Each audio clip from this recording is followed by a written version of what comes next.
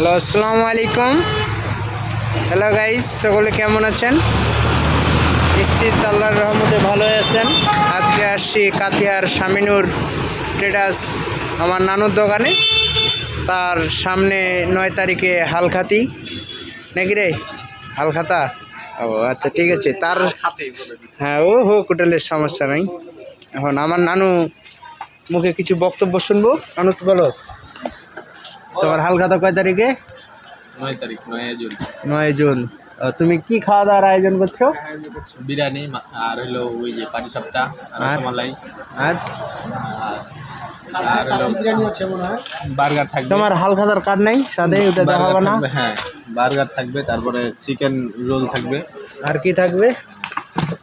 এই যে এই যে আমার এটা হালকাদার কাজ, ও, ভালো মতো স্পষ্ট বোঝা যাবে। ঠিক আছে, ধন্যবাদ।